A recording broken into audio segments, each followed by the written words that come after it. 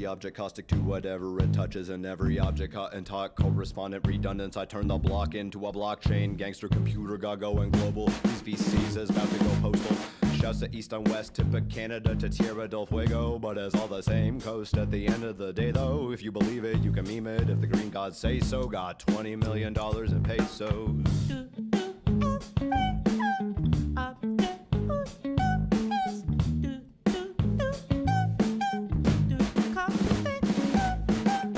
Y'all wanna know how to freak it? Had it in with the double helix. When I flow like semen, gonna end a whole shit in 3 licks. Stop and drop that toesy, pop and pop them tootsies and my jaw all off them tootsies right off. And I'll hop into the slump of the spawn where they quaffing the moms, was lobbing the dong and flossing with thongs, singing Solomon song, pouring oil up on the balls of awesome Adonis's vomitorium, calling an orgiastic paroxysm.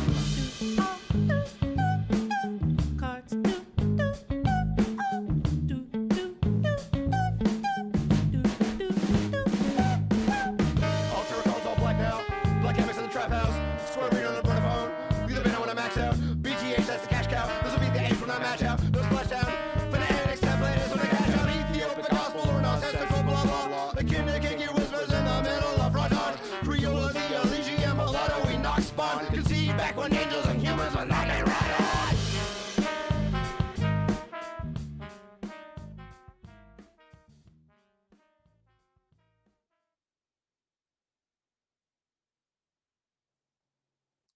Wonderful. All right, are we good to go? Hello, everybody. Welcome to episode 12 of Shred Radio. Happy Sunday. It is our second time doing this midday. First, we did this midday because our friend Jess was all the way in she was in Germany. And today we're doing a midday version because our dear friend Sean here does have to go and sell their labor later today. So they're kind enough to join us pre-work. Thanks so much for being here, folks that have been tuning in. We so appreciate you. Folks that are new, welcome. We have been kind of just doing some fun interviews with our steering committee and our contributors leading up to our launch, which is officially happening in 6 days, less than a week. Can't wait. We've been working on Shred for a while now. It's really been a beautiful emergent project. And folks like Sean have also been on from the very beginning, contributing their brilliance and just beautiful work and presence to make it more than just the 7 of us talking at each other. So yeah, we're launching in 6 days. We're going to be launching with a week of online events, starting off with a dance party on March 13th, Saturday. We got 3 DJs lined up. We got a therapeutic movement workshop lined up. After that, on Sunday, we have a interactive Zoom workshop with Jess called Giving Voice. On Monday, we're going to do a political education session about how capitalism emerged. So it's going to be kind of a pretty interesting look at how Shred's going to want to study with folks. The stuff we're going to be talking about right up front are kind of foundational philosophy. On Tuesday, we'll have a writing workshop with our friend H. On Wednesday, Sean is going to be hosting a Read with Shred discussion on the works of Kim Stanley Robinson. And of course, we'll talk about that during the hour. On Thursday, our buddy Patrick and friends are going to do a classical trader panel. And then on Friday, we're bringing back free jazz date night, bringing it online. So we'll have some free jazz, some comedy. You'll hear our friend Steph, who was just on Shred Radio last night. If you want to go back and check out her interview, I thought it was pretty cute. Can't wait to hear her be funny, hear our cool friends make weird noises. All of this can be found on our Facebook. We're going to be promoting it all week, and we have a fun little graphic. So if I just rattled off a bunch of details and you have no idea what I'm talking about, visuals coming soon. Today, I get to talk with Sean Estelle.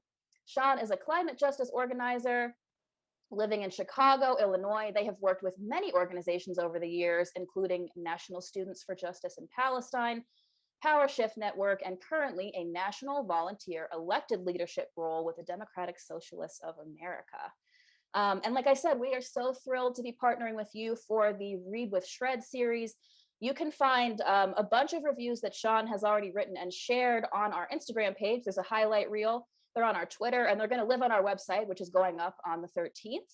So you can check out some of the reviews that are already up there. And you have been posting book reviews for a little over 2 years at this point, right? Yeah, that's right. Yeah, so 2 years strong, and we are so lucky to have you, contributing to making Shred what it will be with this work that you were already doing. And the goal with Read with Shred is to uplift the books that you, Sean, find useful and encourage others to do the same. So we want to hear about anything that folks out there are reading that feels helpful in the effort to build a future of care and abundance for all life in this great universe, which is Shred's overarching mission and goal. You can submit these reviews via Instagram or Twitter and just use the hashtag read with Shred, and we'll go ahead and share your thoughts as long as you're not being a fascist about it. We'd love to see either like a cute selfie with the book, or maybe the book next to your cat or a plant in some kind of context in your life. We also have some cool backgrounds. Actually, our dear friend Sunny Grissom made a beautiful portrait of Sean, and there's this cool kind of background. So if you want to send us just the cover, we can always put it on that background that it'll match with all of our beautiful space aesthetics. That's one of my, all of Sunny's art is amazing, but I really love that portrait of you. So yeah, we just love to see what you're reading. Sean, I'm so stoked to catch up with you today. We were actually neighbors for a little bit before I moved away from Chicago in the socialist utopia known as Bridgeport, where all the socialists live apparently in Chicago. Many of them, not all of them. But it was just wild walking down the street on any given day and being like, hello, comrade, hello. That's the goal. That's the goal. Yeah, and in Bridgeport of all places, like the stronghold of the Daley regime, and yet here we are. And I feel like we kind of ran in some of the same social circles. We would end up at some parties and stuff here and there, but mostly I remember running into you at the Skylark, which I miss so much. I feel like I need to get back to Chicago ASAP, but I don't even know what that place is going to be like once folks are vaccinated. Like, can you imagine? I mean, I think it'll open up eventually, and once it does, then there will just be lines around the block for the tots. So yeah, the tots. I'm gonna lose my mind. Okay. Before we get off on a tots tangent, I will just reel it in. We're also both members of the DSA, but you are so much more active than I am. I kind of like pay my dues and I'm like, yeah, you do that. I love it. That's really great. But I haven't ever had like a leadership. I don't go to many meetings. So I'm excited to talk to you a little bit about what that work looks like, why you're so passionate and like down to hold so much of that work. I also want to hear just about like what brings you joy, the stuff you're trying to figure out and work on. First, here at Shred, we do like to take our nervous systems into account if we can. I'm a little jacked because I just had my first sip of coffee for the day. And that's okay. Hyper is fine, but we do, when we have a moment, like to think about if we can bring ourselves a little more comfort in the moment. Our nervous systems do a lot. They've been doing a lot this year, managing an ongoing threat that we can't really do anything about. So sometimes if we just take a minute to acknowledge that our nervous systems are there with us, see if they're asking us for anything, any kind of support. Taking a deep breath can be nice if you like breathing or feel like you could use some more oxygen. And I'm gonna have a drink of water because hydration's nice. And we just like to bring that into the space with Shred because we can get all in our heads and we have whole bodies going on down here. So we just like to pay attention to those two and thank them for all that they do and do for us to keep us going. Also, we like Shred to feel like a party when it can. I'm always down to party midday, even though it's not really time to start drinking yet. I guess you could if you want, no shame. But I'd like to know, Sean, what you're doing to bring kind of a party vibe to your midday today. Yeah, totally. I was telling you before we started recording that I had a CBD joint, which has been really great. I haven't smoked weed in a long time, but I have been smoking some CBD, which has been a nice way to just like get some of that relaxation. And I'm also looking at a 2,000 piece puzzle that my housemate and I have been working on for a while. And so it's really nice to be able to just like, work on a few pieces and like take a screen break after, half hour, 45 minutes, step away and then come back. That's how I keep the vibe going. That's awesome. I love that idea of keeping it out and being like, I'm just going to take a break for however long and get away from the screen. I don't know about you, but I can really feel my eyeballs getting mad at me, especially by the end of the day. I have like blue light glasses that I wear. And if I don't wear them, my eyes are like, what are you doing? Like, so it's definitely nice to have something in the real world to interact with. For my party vibe, like I said, I saved my first sip of coffee for right now. So that's pretty fun. And also I'm wearing my Chicago Community Bond Fund shirt because I feel like every time I ran into you out and about, you were wearing a Bond Fund hoodie. And I always recall being like, what's up? So I just wanted to bring that energy here into the space too, and just remember our friends at the Bond Fund and all the wonderful work they do. Congratulations on ending money bond in Illinois. We've got 2 years of work ahead of us to defend it, but what a success. Beautiful, beautiful news. Cool. And so I'm just going to kind of frame Shred like I always do, because Shred is a project of many layers, and we're trying not to undermine ourselves by being reductive or forgetting all the different layers. I kind of just hold myself to this standard of framing what we're trying to cover, as far as when we talk about what language is, what symbols are, and the way that we're trying to communicate with each other through these things that are describing processes in the world with static words. So human beings are animals. We live in two worlds. We have these selves out in the world. We feel things, we interact with each other, and then we also have this virtual world of language and symbols. And it can be pretty confusing, and it's wild to realize that that's what we're doing. But it is important to keep that in mind, especially when we're talking about things like ideologies, movements, political labels, even historical figures, time periods, nations, our favorite writers. All of these are processes. And so when we set out to talk about them, we need to remember that what we're actually doing is telling a story about a process that's going on or happened or will happen. And when we say X is this or that, we're actually using a symbol to try to communicate to each other about an ongoing process in the world. And also, we are processes. So Sean, you and I are processes. We're going to be processing together. And what we say today might change by the time we wake up tomorrow. We could be very different 5 years from now. And so just framing and reminding ourselves that things are not static. We're not talking about objects. We're often talking about moving ideas and people. So that's our little framing. Sean, anything you'd like to add to frame our conversation today? No, I think that's a really beautiful way to ground us and be setting the box or the parameters for the conversation. I think we'll get into this more as we talk about like the pandemic and reading in general. But one thing that is just at the front of my mind, thinking about symbols and the way we are processes, is the relationship between like reading something that is down on a page that is kind of static versus the memories that we might have from reading something or from watching something or from being in relationship with a piece of culture, and the way that it changes based on like where and who we are in the world. So yeah, just a slightly different way that I'm thinking about the framing that you're giving. Awesome. Yeah. And I love specifically bringing the written element into it of like, yeah, these books don't really change in form. They are objects out in the world, but there's a lot of process going on around them. So let's just start off. And if you can lean in a little bit just so we can hear you. Yeah, that's great. I can hear you pretty well, but I like to hear you really well. Just tell me your origin story. How did you come to be who you are and do what you do? Yeah, for sure. Well, I think that reading and books are definitely a big part of my origin story.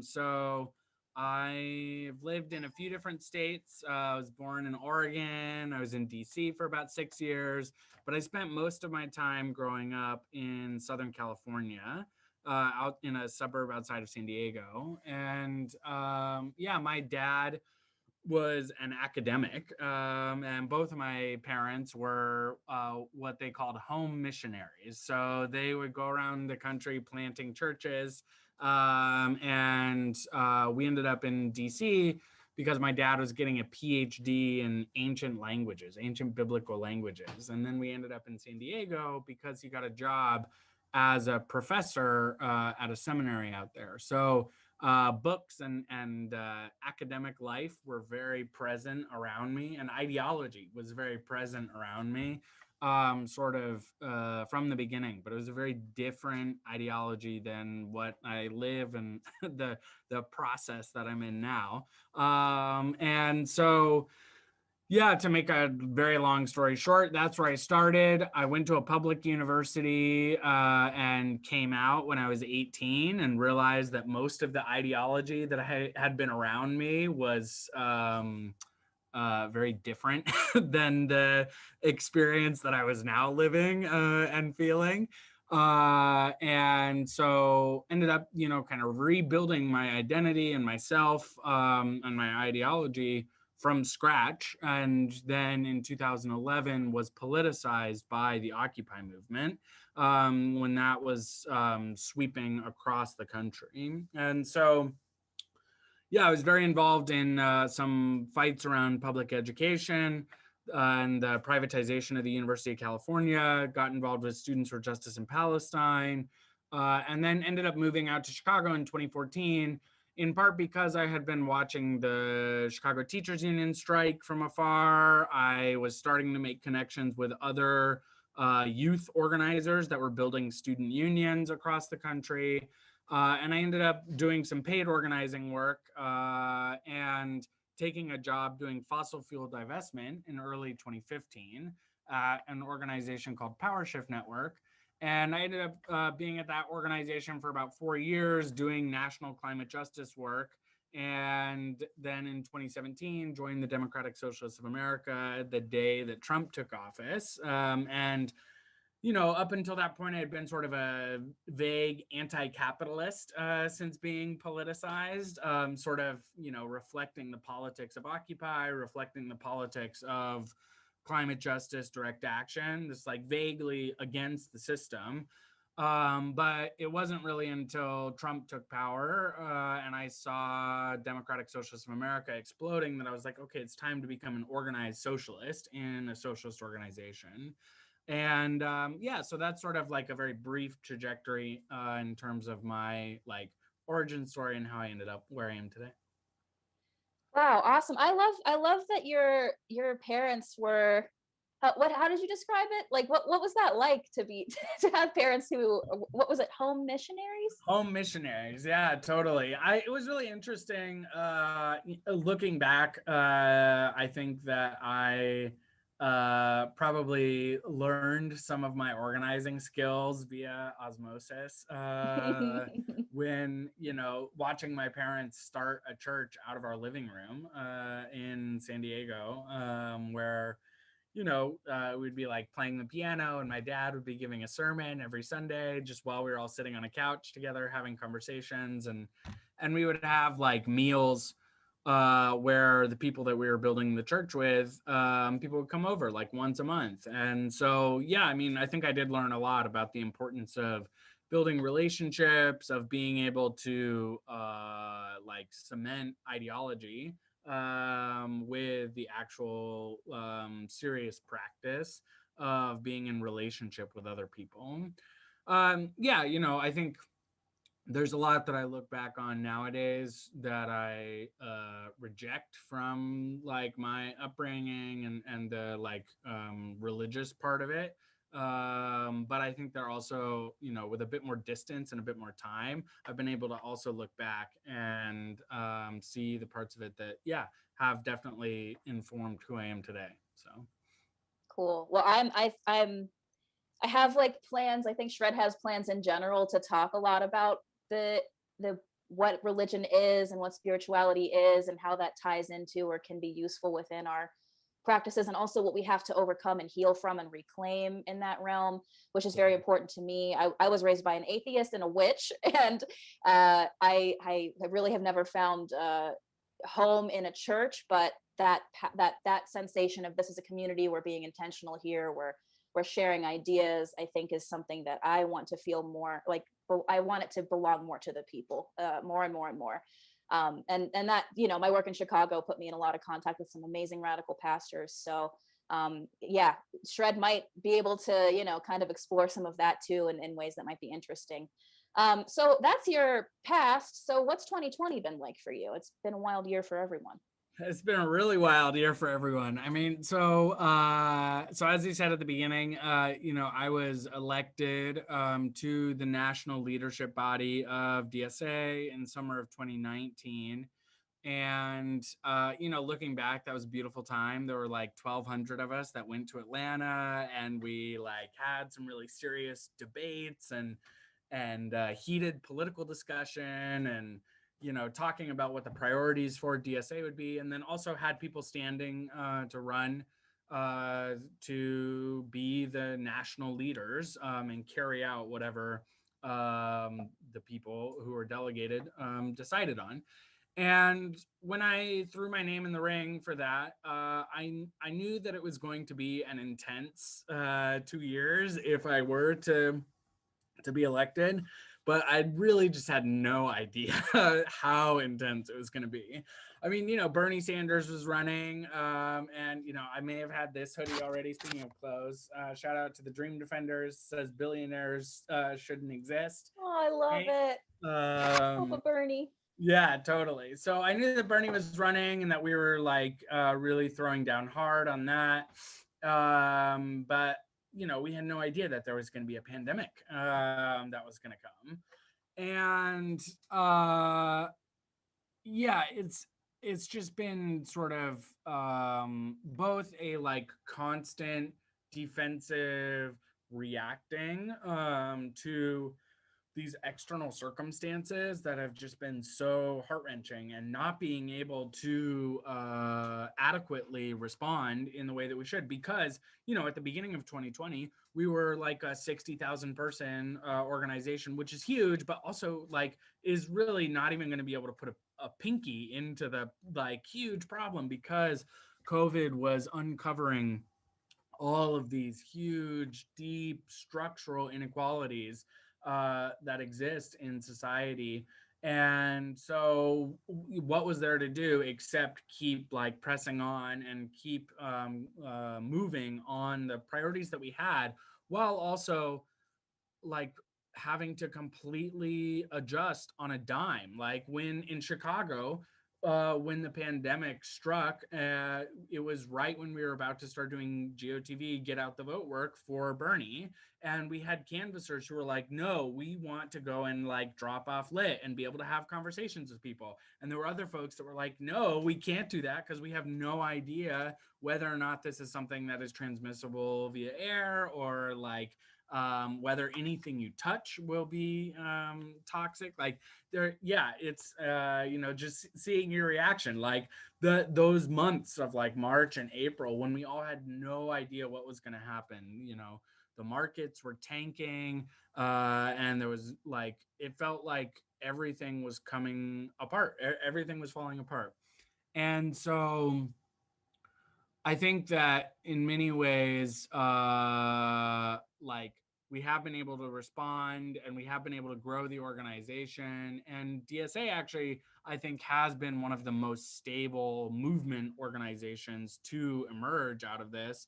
And, for me personally, that has given me a sense of stability as well, because we're not relying on foundation grants that are like suddenly like, oh my God, what are we going to do? Our endowment just vanished, blah, blah, blah. But at the same time, watching all of that instability, watching the millions of people around me who don't have the stability of a political home, who don't have, an ideology and a worldview with which to interpret the world,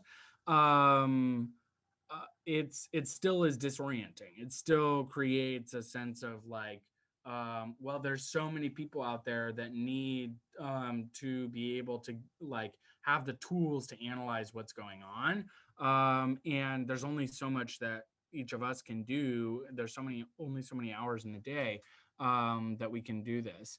And as 2020 has continued, and now coming into 2021, I think the other big thing that I have really been feeling is the just staggering death toll too. It's something that like, I've done a lot of reading and a lot of reflecting on the AIDS crisis, and also like know people who were involved in that, and also people who were like involved in a generation of queer organizing after that, where they were really directly feeling the like snuffing out of a generation of people. And so that's something that I think is always just kind of weighing on my mind, not only because I feel the responsibility for like now 90,000 people as the organization of DSA, but again, more broadly too, this sort of underlying grief that I think is just too monumental for us to even begin to process until we're through. Absolutely. Wow, that was a deep and broad response, and all of it is so relevant and stuff that I think a lot of folks are kind of kicking around, talking about in wonderful ways. But to hear you thinking through it as somebody who took on the responsibility of a project that you really believe in and that you know we need, without knowing how many more people were going to suddenly understand why we need it. And that's I think something we were talking about with Steph last night, and that I keep talking about is like, it's not that it's this awful feeling of, it's not at all like I'm happy it happened so that you can see, but it's just recognizing that more people are realizing, like, and that's why fascism is also blooming, because as the crisis becomes more and more evident and relevant to our lives, we're going to be looking for answers. It's obviously outside of the two-party system we have. And so part of our mission was Shred, and I think just my mission as a human and us as organizers is to say, like, how do we get as many people back from the claws of the right, and show them that they are powerful, they don't need to be afraid of each other, show them who the actual enemy is, and keep grounded within that ourselves, while also being full emotional beings. And that grief that you talked about, I started doing work in mental health care this year, and learning about like how trauma is held in the body, cultural generational trauma, the way that we have been so isolated into individuals through our economy and through our culture. And I'm just like, we have generations of healing to do, and we can't do it if we keep working this much, if we can't do it if we keep hating each other this much. And I just want us to get on that train fast, and it means that there's a bubble of grief right under the surface. And so when I say that, I don't want folks to be afraid as if we have to go through just nothing but grief. There's celebration, there's beauty there too. And it's not one or the other. But the grief is going to have to happen. And I think I want people to understand that, like, grief is not the enemy. You shouldn't be running from it. If you have a moment to cry and you can, take that moment. Or if you can't cry, if there's something else, but just get used to the idea, or try to find it in yourself to welcome that grief. It's there for a reason. We have to move through it. It's not something we should be running from. Anyway, that's my side tangent, but I really think that hearing you say all of that, it gives me a lot of faith that folks like you are in positions of kind of shaping how our bigger organizations are starting to run, and that emotional awareness really makes me happy to hear. So it sounds like you've got a broad area of study. You know a lot about a lot of different stuff, and you have been writing book reviews for the past 2 years. You've been reading your whole life. And again, we are so happy to have you on board. Read with Shred was one of our first collaborations that we really solidified. Let's talk a little bit about why you read so much and why you share your reviews. Yeah, absolutely. Again, going back to my origin story, I don't know exactly when I started reading, but it was like 3 or 4, and just sort of on a tear since then. And there's been peaks and valleys. I think I saw somewhere one of those Instagram graphics that like readers go through like peaks and valleys of reading a lot and not reading a lot. And for whatever reason, in 2019, I decided that I really wanted to like set a super ambitious reading goal.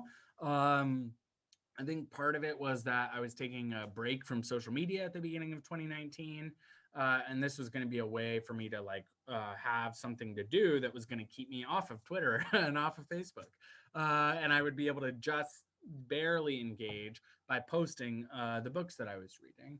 I think one of the other big things too is that since I got politicized in 2011, but also in the last few years, I've had a lot of people who are like not in my organizing world, but people who are in the like theater or casual friends or whatever world that I used to be more of a part of, would reach out personally and say like, hey, I really appreciate when you post like stuff about politics, about like, book recommendations, other things. I find it really helpful.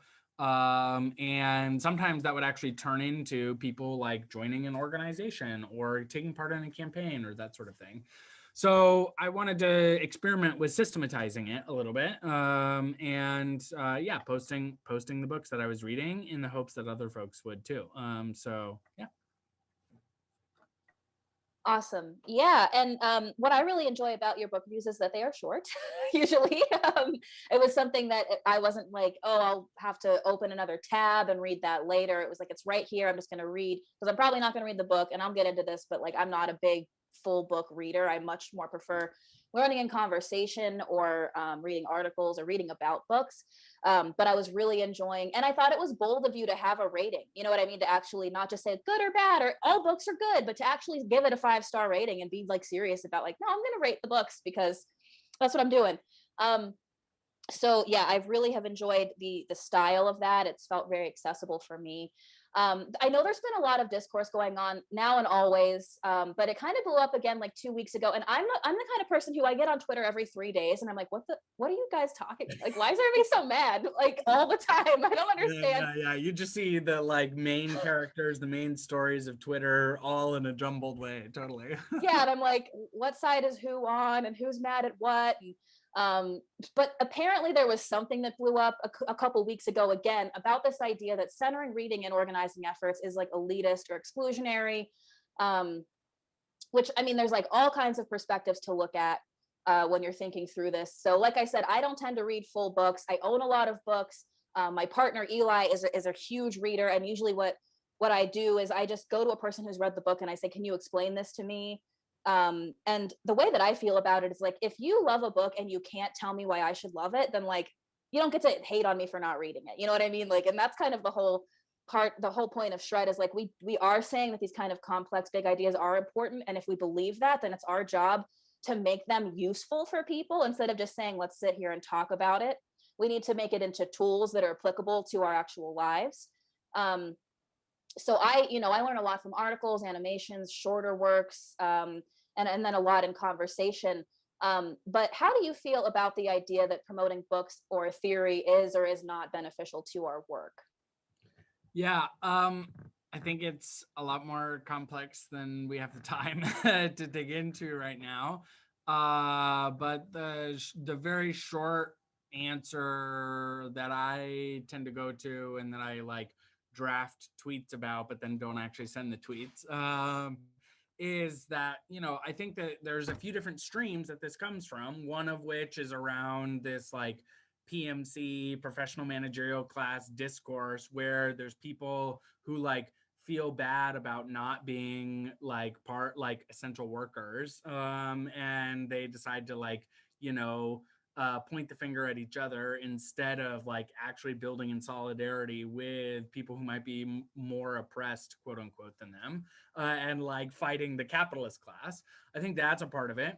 I think another part of it is this like deep strain within American life of anti-intellectualism. I remember going to a talk one time by Christian Parenti, who's an amazing scholar, where he was talking about this book, Anti-Intellectualism in American Life, that's been sitting on my shelf forever, about how this is like something that has been a part of American life forever, that has been used by elites to try and stop working class people from being able to engage seriously with ideas. And now we have the like ivory tower of academia, where people are like, no, you have to have a PhD to be able to talk about these things, blah, blah, blah, blah, blah. That's like not the way that intellectualism and like being able to talk about ideas and use ideas to shape organization, to shape our power, etc. That's a very that's sort of the exception to the rule, and an exception to the way that we think about like building power. In places where there are actual parties, there will often be party schools. Rosa Luxemburg just had her 150th birthday, and she talks a lot about running the party school for the German Socialist Party, and how like we actually do have to be able to get workers to struggle together through dense ideas, but that also doesn't necessarily mean that we're not meeting people where they're at. And so we do need that accessible language. We need those accessible tools. We need to be able to have collective discussion, and you know, dialogic pedagogy, in the way that Paulo Freire talks about it in Pedagogy of the Oppressed. We have to be able to meet people where they're at, basically. But there is a way to do that while also not like releasing ourselves from the responsibility of engaging with like ideas or theory that is challenging. It is sort of a dialectical thing where there are like tensions, and we need to find. I think it is our responsibility as organizers, as people that are trying to change reality, to struggle through like how do we put forward ideas and build containers for people to also join us in that project. Absolutely. Yeah, I think a lot about, I think it was Angela Davis who wrote that like whenever the Black Panthers would bring reading of Marx to their base, there were folks who were very interested in reading it, that they would like really sit down and like take a lot of notes, and like folks that were like, I sat there with a dictionary and like looked up words. And then it wasn't that they were like, oh, suddenly I get it. They were like, oh, this is my life. Like this is, I can make more sense of this than a lot of wealthy people that might have all the time in the world and the education to like know these words. This is actually much more useful to me right off the bat. And it's kind of an anchor that you can use to say like, okay, we all agree this is happening. What do we do about it? Not we need to now spend the rest of our lives striving to write in this way, or, you know, adopt this language as our own. No, it's just that there are works that can help us to see ourselves, help us to connect, and build from there, and also improve on the ideas that were written by people before us. It's time to update some stuff. We've had a few conversations, and I'm sure we'll have more, of people who talk about, is it necessary to read Marx? Is it necessary to read specific people? And also to consider the limitations of Marx's analysis based on the fact that he was living in Europe. There's again, Marx is a process. He went through a whole life, and he was, as soon as he finished the one of the works, he was like, that's garbage. I wish that hadn't spread all over the place. I have more to say, a lot more actually. I'm going to write until the minute I die. And so just when we're given the tools that we have because of the printing press that was available, or the way that books get distributed, it's not that those are ideas that are static and should be considered, up on a pedestal, that they shouldn't be.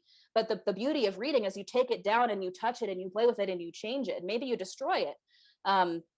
So I really love that idea of, just the task of grappling with difficult ideas, and also saying the point is to make them useful. Yeah, the way that it was framed, that I found just so helpful, and come back to over and over again, by some comrades that I was building the Socialist Night School with in Chicago DSA, is that we're trying to give people a set of tools to analyze the world. And that's what Marxism is at its best. That includes the works of Marx and Lenin and Engels and those. And we do have to read some of those foundational texts. But then, yes, there are endless amounts of revolutionaries, especially revolutionaries in the global South, who have used those tools to then take power and engage in processes of revolution. And so we want to do the same thing here in the heart of empire. And so how can we articulate what those tools are and give people those tools of critical thinking? So That's awesome. And I'm just going to take a second here to plug our first Shred Poly Ed event happening next Monday, which is heavily influenced by and inspired by Socialist Night School. Our publisher Eli was part of helping to make that program happen, and learned so much from you all.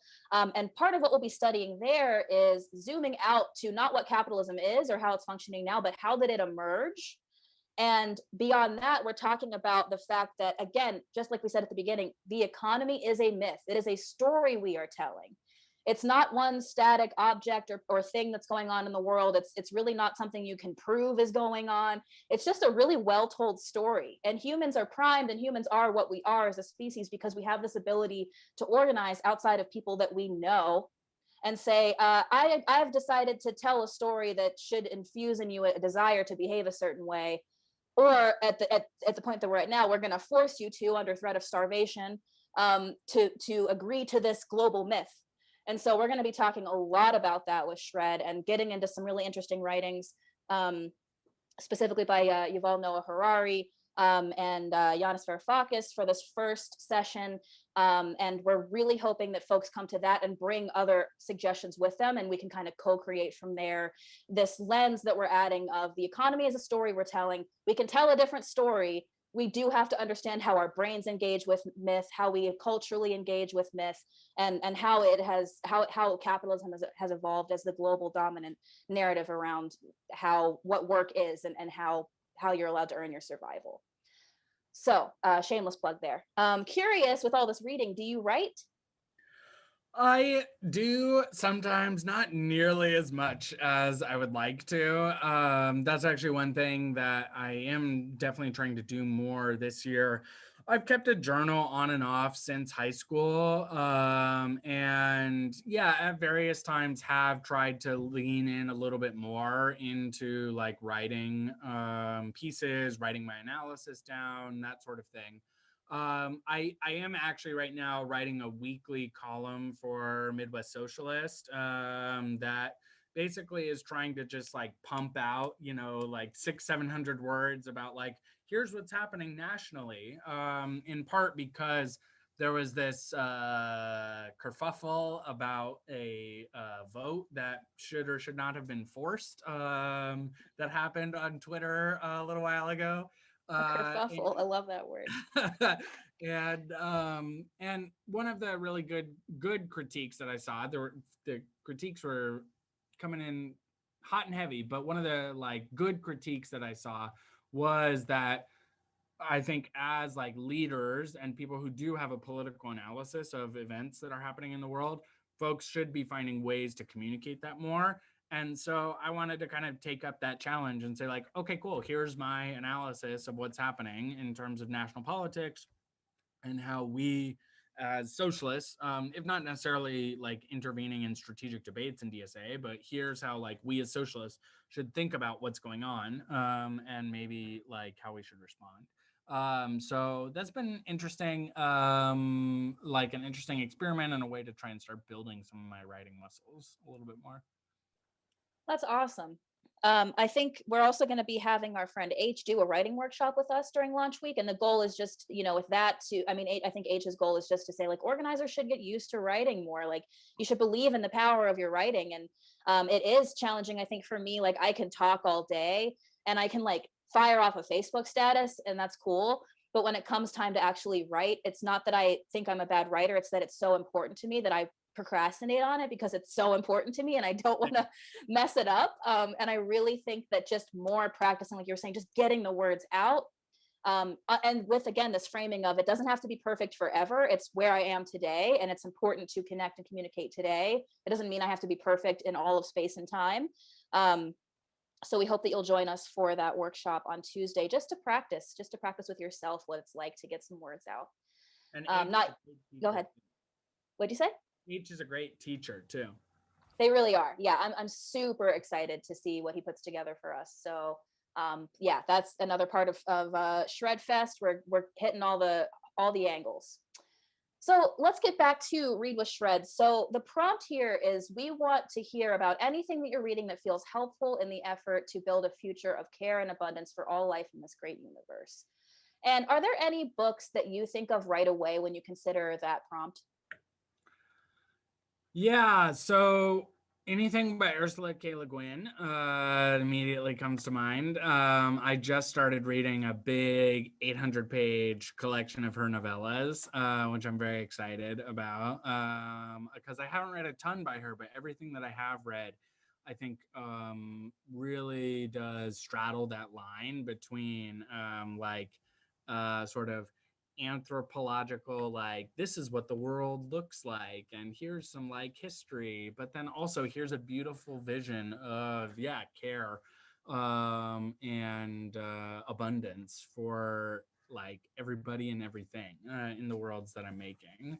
I think that one other fiction one that whose name is increasingly popular these days is Octavia Butler, who is definitely more dystopian, I think, than Ursula Le Guin. But I think that she has a kernel of hope.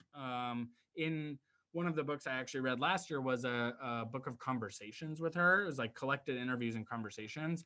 And so, yeah, she talks about how like she can be a pessimist if she's not careful. But there is a kernel of hope, and there is a kernel of that care for each other in the midst of the world falling apart that I think is particularly relevant as we are starting to come out of a pandemic.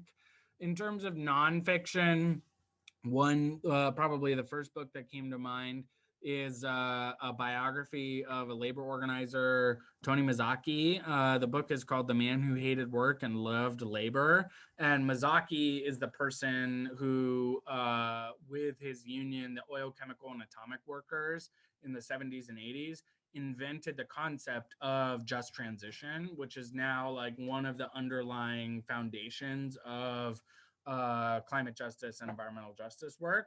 A lot of people don't know that it actually came out of the labor movement. It came out of fossil fuel and nuclear workers that were talking about the need to have an equitable transition because what they were doing was unsafe and harmful, but that also didn't mean that those workers should be abandoned. So yeah, it's just a great yarn too, like a very well written biography, which I always appreciate.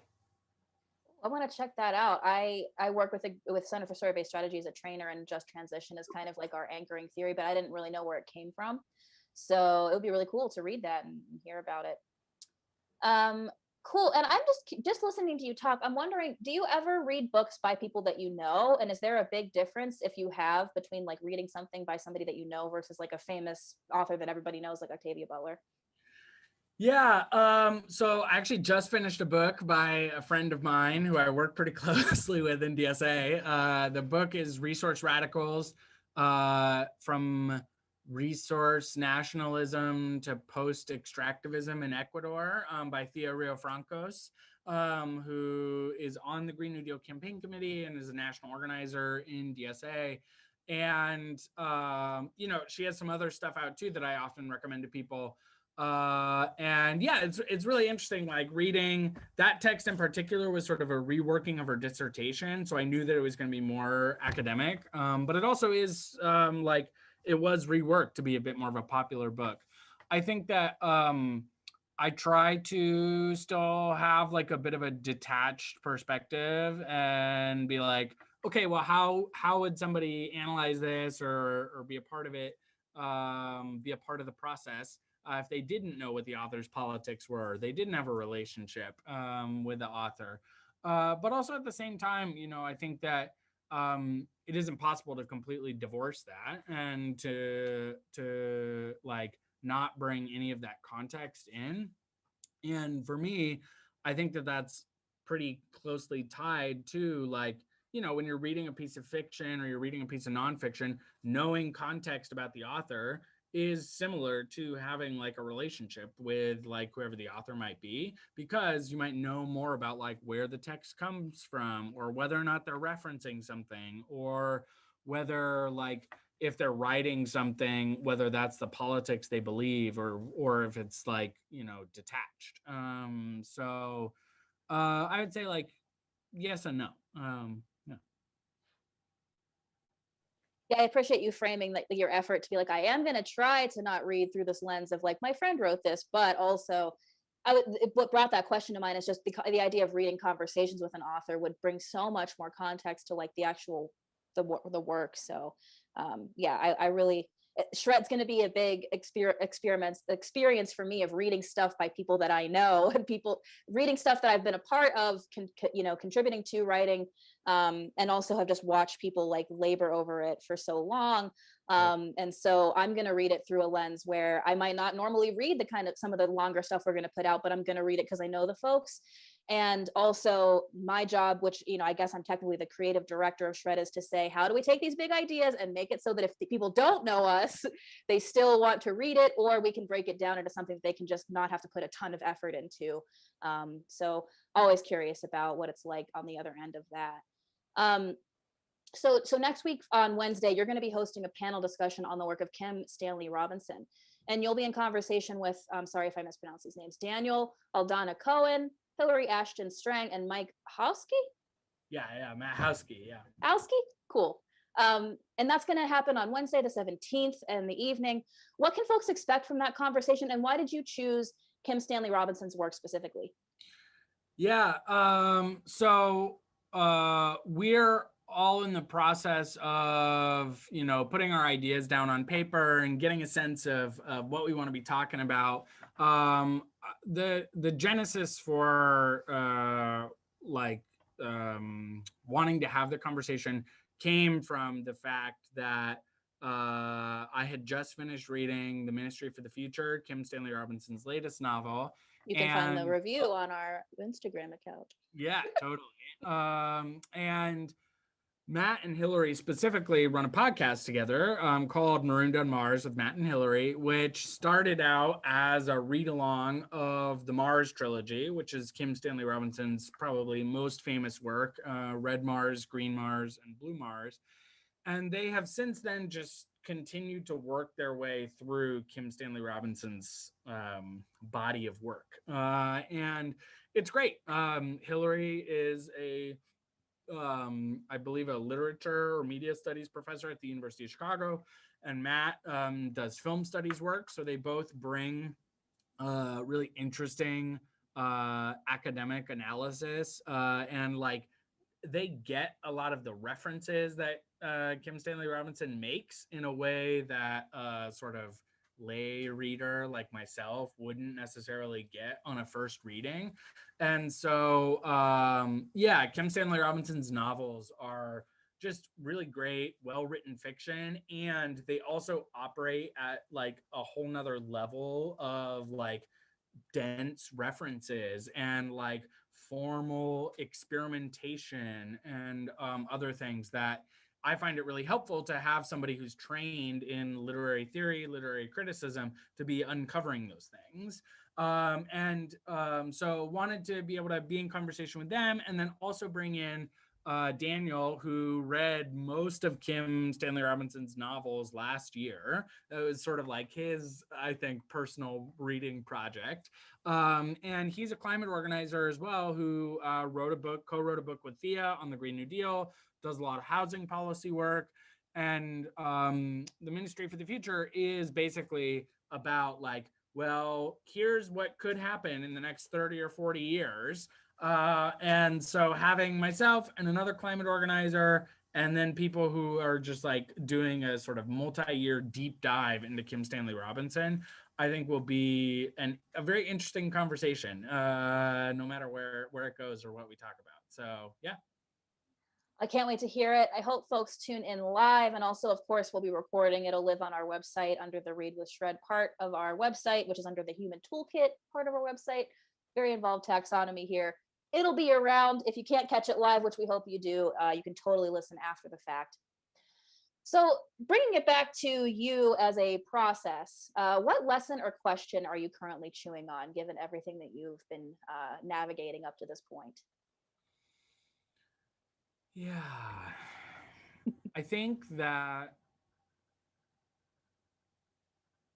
there's a lot of lessons. So my NPC term is done in August of 2021, and I will have been on that body for about 2 years. And that's also right when I will hit a sort of landmark or milestone of having been an organizer for a decade.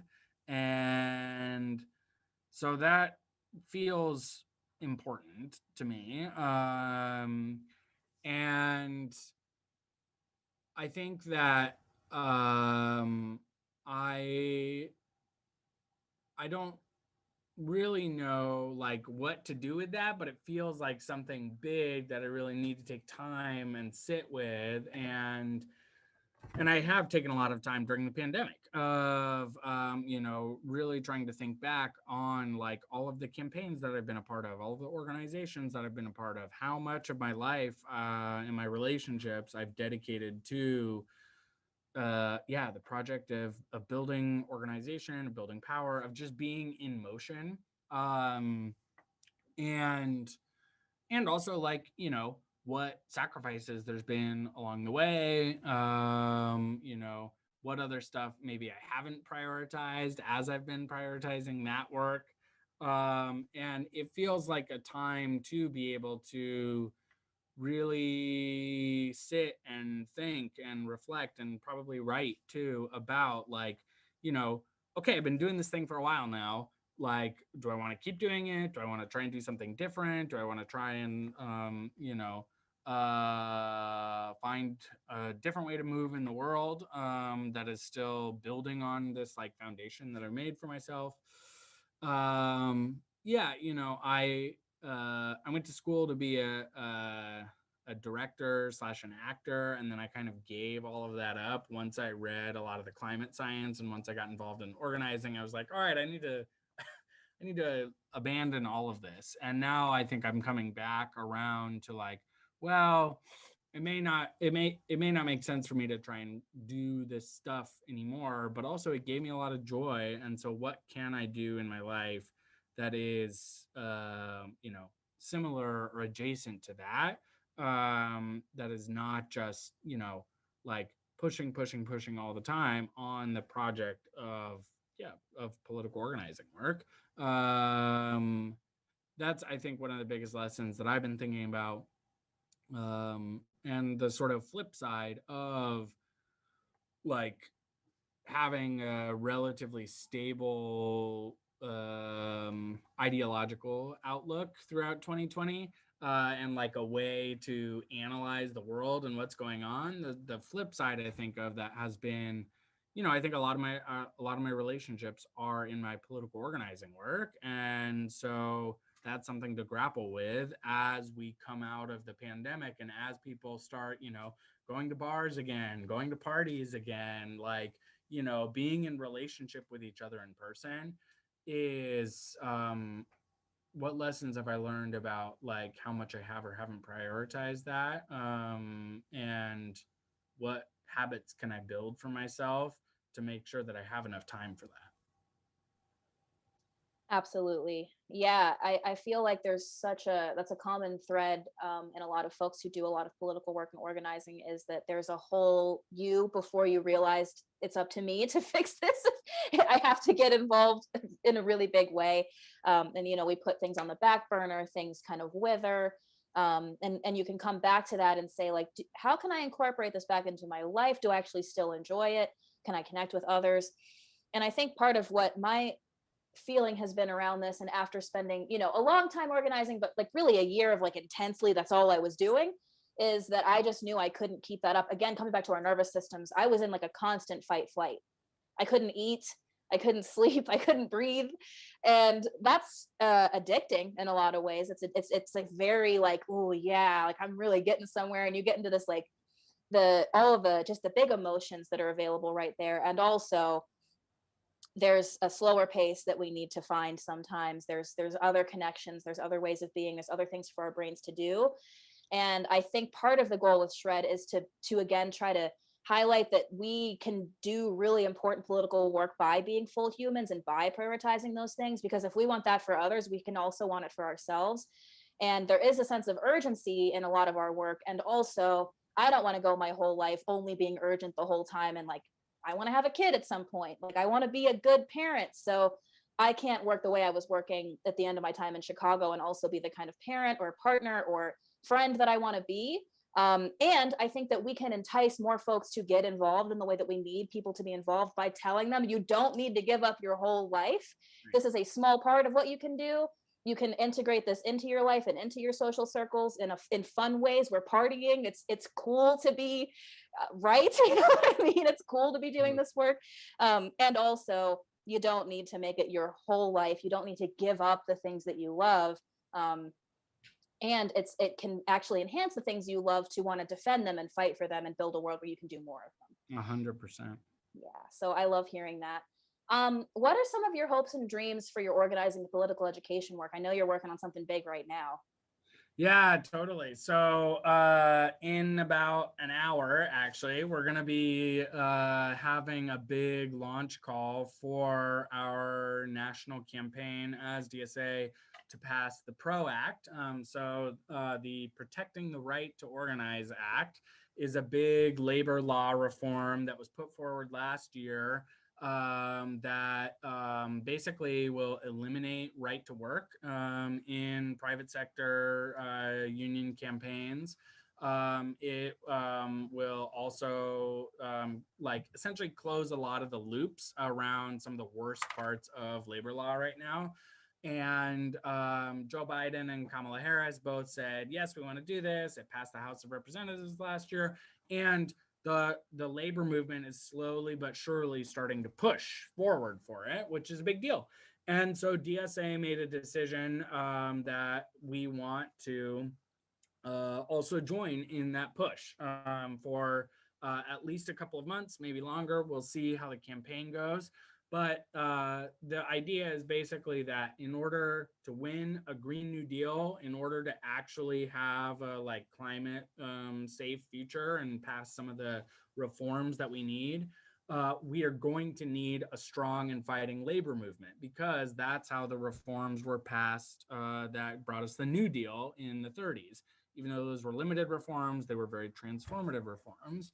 And so this is a way to build the capacity of DSA, to build the capacity of the labor movement, and also to sort of get over this myth that labor and environmental organizing are two like totally divorced and separate things. Going back to what we were talking about earlier with the just transition, it's coming back to this idea that like in order to have the green society that we need in the future, workers have to absolutely be centered in it. So very excited about it. It's going to be great. We are like making a ton of progress already. And this call that's happening in an hour is like, it has the most RSVPs ever for a DSA national call, which is so exciting. And we have Jamal Bowman, congressman from New York, Sarah Nelson from the Flight Attendants Union, Naomi Klein. I'm very excited. I'm like over the moon about it. And so can folks join if they're not members? Yes, absolutely. 100%. We actually have a couple unions that are doing turnout to the DSA call, which is amazing. And so, yeah, this is like a public launch call that's talking about the campaign. So I'll make sure and drop the link in the chat so that it can be shared as well. And so that's going to be my real top priority through May Day. The 101st day of Biden's administration is May Day, which is very exciting. And then after that, basically, it's going to be convention season. So as I said, every 2 years, DSA has a big national convention where we debate and decide on our priorities and elect a new NPC. And so my goal after we get this Pro Act campaign moving and in a really good place is to just add whatever support is necessary for the convention, and also ideally make sure that we can find some other folks that share the politics that I do to run for the NPC too. So people who really want to see eco-socialism be a priority for DSA in a deep and ongoing way. So if that's you watching, feel free to DM me and I can have a conversation with you about it. But that's my biggest thing, is like really just finishing out my term strong and then taking a break, you know, to go back to the answer that I just gave. Like that is something that I'm really trying to create space for myself after I finish my NPC term, is to take probably the first real significant and deep break that I've taken in like this whole decade of organizing work. And I don't know what that's going to look like. I don't know if that means taking a break for 6 months where I don't do anything. I don't know if that means like taking a break for a year where I maybe go to DSA events or other political events, but I don't have any sort of leadership position or role. I haven't really like written down or articulated that for myself. In terms of political education, I have this goal of 21,000 pages in 2021. After hitting my goal of 100 books in 2020, I wanted to sort of change it up. And the big part of that for me is and the reason why I'm choosing pages instead of books is that I really want to focus on some of the bigger books that I have on my bookshelf that I've been meaning to read for a while. So I finally got a copy of Black Reconstruction in America by W.E.B. Du Bois that I really want to read. I have How Europe Underdeveloped Africa, which is a really seminal text by Walter Rodney about the development of capitalism and neocolonialism. And there's a couple other big books that I want to read, as well as, like I said, that 800-page collection of novellas from Ursula K. Le Guin, which is great political education. And yeah, that's, I think, the biggest goal. I'm sort of toying around with the idea of writing down some of my thoughts on a decade of organizing work and seeing if something emerges that I would want to try and get published at some point. But also I'm like trying to not set that as too much of a hard goal because I don't want to stress myself out about it. So yeah, those are some of my like goals that I'm setting for myself, which feels good. Oh, that's amazing. And I love to hear anybody at any point in their lives say they are scheduling a break. But especially somebody like you who has been working so hard and has just been really dedicating so much energy. I hope that you sleep a lot. I hope that you breathe deeply. I hope you get to enjoy the Chicago summer, and just reconnect with all of your beautiful friends. And I hope that even if, I'm just excited to have you in the shred community to party with us, not even about like we're gonna do work together, but just to hang out, party. We're so sad, like we miss Chicago so much, and this is somewhat our attempt to be like, we're still here, you have to come hang out with us online. For sure, totally. Just because you don't run into our cat on Low Avenue anymore doesn't mean we're not your neighbors on the internet. Cool. So lastly, what are you doing to take care of yourself right now before your break? Yeah, 100%. I am trying to watch a lot of movies. So I was telling you before we started recording that a friend of mine gave me his keys for the Criterion channel. Hopefully that the owners of the Criterion channel won't see this stream. Their family. Shh. But yeah, I've been like reconnecting with like watching really weird art house cinema, which was like a passion of mine for a long time. So that's been really great. And I also was able to acquire a PS4 for like $100 from somebody. So that has been really great to be able to be like, all right, cool. I had a really exhausting day at work or too many calls or whatever. I'm just going to do this because it's not possible to multitask during that. So it is very nice to be able to just like play video games for a little while, focus on that, and not like think about all the to-dos that I have or whatever. And that actually has been really like a nice way to refresh and not be like stressed out about everything. So I would say those are two of the biggest things. So yeah. Awesome. Well, I hope you, after your big day of this and then the giant call you have and then going to work, you get to come home and unwind and do whatever you want with your time for a while. And that's it for this episode of Shred Radio. You can find us at shred-mag.com. This is the last few days that website is that URL is going to hold our pre-launch material because our official actual website is going to be living there by the end of the week, shred-mag.com. You'll see all of Sean's book reviews that they've generated so far there with Read with Shred. You'll see a lot of other stuff. We are working really hard. All of our team is working to put the final touches on our foundational material. We're going to have all of our previous Shred Radios up there.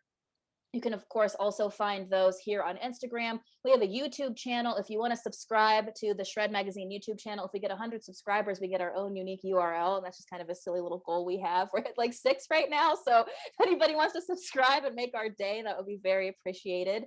You can find us on Twitter, Facebook, And keep an eye out for announcements all week about Shred Fest. I kind of gave the rundown earlier in the stream, but we're exceptionally excited about the dance party on the 13th. Come and hang out. If you're not a dancer, we're also going to have a Zoom room where we can just hang out and chat. Don't forget to tune into Sean's Read with Shred panel on Wednesday the 17th, and that will go up on the website after we're finished there too. I don't think we're going to do a Shred Radio next week because we're just going to get ready to party. But we'll be returning with the following weekend, more interviews with collaborators and contributors. And if you want to fund any of this work, patreon.com/Shred Magazine, everything from, $2 or $3 a month up to $100 a month, awesome gifts and prizes all along the way. And that goes to helping us run our website, pay our contributors, hopefully pay ourselves at some point. We shall see. Maybe we'll just get free before then, and we'll at least have some healthcare and won't have to worry about it. But we do need some money at some point. Would be cool. So patreon.com/Shred Magazine. We'd love to send you some cool gifts. That's it. Any last words, Sean? No, thanks so much for hosting this platform. Really excited to see the launch, and it was really great to be in conversation for an hour. Yes, thank you so much. Best of luck with your call. I'm going to try to tune in and have a